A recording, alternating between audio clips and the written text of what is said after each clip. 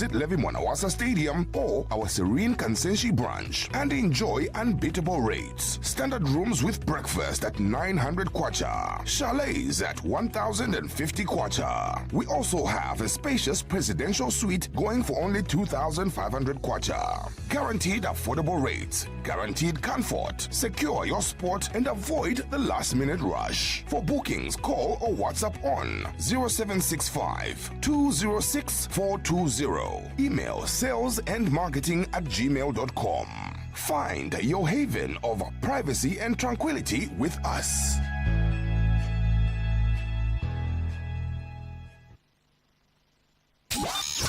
The Business Snapshot on 88.5 Sun FM.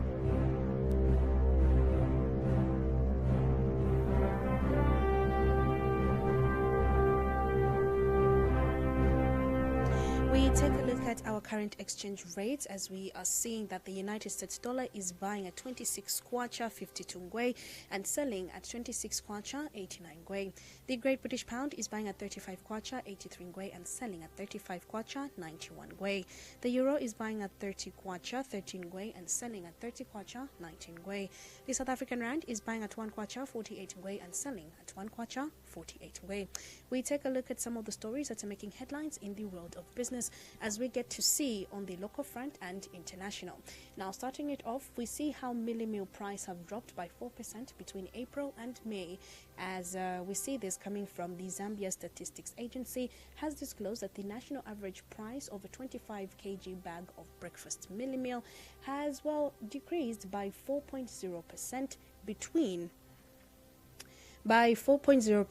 between April and May 2025, falling from 358 kwacha to 344 kwacha.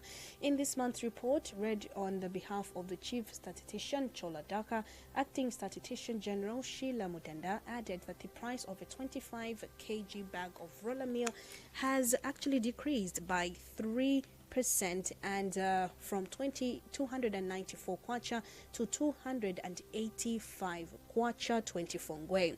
In a monthly basis, retail prices between April 2025 and May 2025 showed that the national average price of a 25 kg bag of breakfast meal decreased by 4.0% and 358 kwacha 86 ngwe to 344 kwacha 41 ngwe. The price of a 25 kg bag of roller meal also has decreased. And in more stories, we see how the Advocates for National Development and Democracy, ANDD, says the revival of the Lubambe Shaft 2 and the progress being recorded at Konkola Copper Mines as well as Mopani Copper Mines are signs of renewed investor confidence and growing momentum in the country. Now, we see how ANDD Executive Director Samuel Banda says it is through the vital role government has played in unlocking long-standing challenges in the mining sector through effective policy decisions. Now, we're seeing more of this. The stakeholder engagement and a clear commitment to resolve the past disputes has actually led and have been helped by major mining operations back to life, offering new hope to Zambians who rely on mining as their livelihood. Not only that, Mr. Banda said and is confident that government is and going on producing 3 million metric tons of copper annually by 2031 is not just an ambitious thing but achievable, especially when increasing investment and stronger production levels. He has also recognized the significance and the contributions being made by key mining players like KCM, global mining giant Vedanta Resources, who have shown commitment to local empowerment by prioritizing jobs as Zambians, engaging local suppliers, and supporting communities through meaningful investments in education, health, and in sports. Mr. Banda, however, notes that production targets are not enough, but what matters the most is that the benefits of mining reaching the Zambian people, adding that it is essential that this growth leads to quality employment, stronger local business participation, and better lives for the communities surrounding these times. Now, he has since urged all stakeholders to remain vigilant on issues of environmental safety and sustainability, calling on mining companies to take safety and environmental standards seriously, to responsibly and respond transparently when incidences may occur, and to ensure that environmental impact assessments are properly conducted and implemented. We take a look at some of the international stories that are making headlines for today, and it looks like after the talks from China and the USA, there's still a dispute, or someone between these two is not holding up the end of the bargain. Now, it looks like the USA and China are looking at this tariff truce, and China is saying that US has severely violated their tariff truce.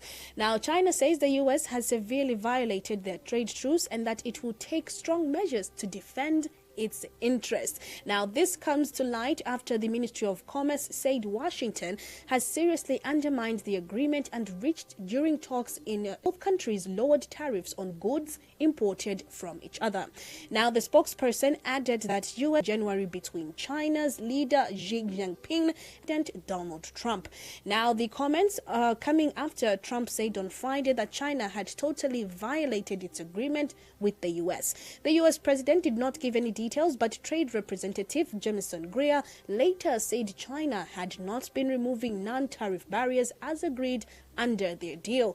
Under the trade truce struck in May in a meeting in Geneva, the U.S. lowered tariffs imposed on goods from China from 145% to 30%. China's regulatory tariffs on the U.S. goods dropped from 125% to 10%. Now, on Monday, Beijing said U.S. violated the agreement, included stopping sales of computer chip design software to Chinese companies, warning against using chips made by Chinese tech giant Huawei, are cancelling visas for Chinese students. The deal reached in Geneva came as a surprise to many analysts, as it seemed that the two sides were incredibly far apart to face-to-face talks. Now, this is during a face-to-face talks, Washington and Beijing can reach agreements, but as this rhetoric is once again wrenching up, the fragility of the current truce has been highlighted and gives an indication just how challenging it may be to reach a long-term trade deal between China and the US. And this affects every other country, because most goods that come from China to the US to other countries are passed or made through them. So will this truce really come to light, or maybe we're still waiting for them to sit down again to see how these truces, or maybe the trade post and tariffs, will come to one agreement for both China and